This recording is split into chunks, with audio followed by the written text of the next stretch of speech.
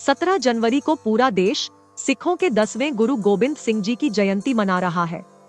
सिख इसे उनके 357वें प्रकाश पर्व के रूप में मना रहे हैं। गुरु गोबिंद सिंह का जन्म साल 1666 में पटना साहिब में हुआ था और ये सिखों के 9वें गुरु तेग बहादुर जी के पुत्र थे। गुरु गोबिंद सिंह ने खालसा पंथ की स्थापना की थी और इन्होंने ही गुरु ग्रंथ साहिब को सिखों का धर्म ग्रंथ घोषित किया था। लेकिन क्या आप जानते हैं कि गुरु गोबिंद सिंह ने भगवान श्री राम के जीवन पर आधारित राम कथा लिखी थी? आइए जानते हैं गुरु गोबिंद सिंह के लिखे गए राम अवतार के बारे में। गुरु गोबिंद सिंह ने साल 1698 में भगवान राम के जीवन पर आधारित राम अवतार की रचना की थी।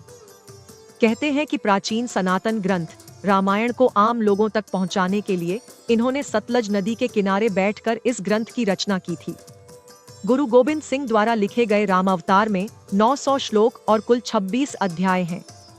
इसमें भगवान विष्णु के राम अवतार लेने की कहानी बताई गई है। गुरु गोबिंद सिंह लिखते हैं कि धरती पर आसुरी शक्तियां बढ़ गई थीं और इसी कारण देवताओं और आम लोगों की रक्षा के लिए भगवान विष्णु ने राम अवतार लिया था।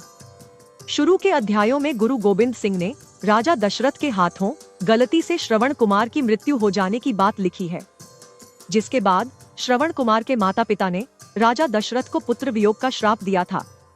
इसके बाद इस ग्रंथ में राम जन्म की कथा है।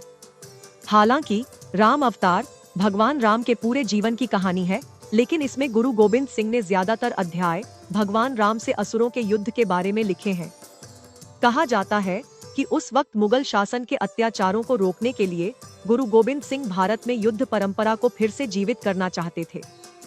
इसलिए उन्होंने राम अवतार में मुख्य तौर पर खरदूषण युद्ध, महोदर युद्ध, इंद्रजीत युद्ध, अतिकाय दैत्य युद्ध और रावण युद्ध का जिक्र किया है। गुरु गोबिंद सिंह जी की राम अवतार वीर रस में लिखी गई है।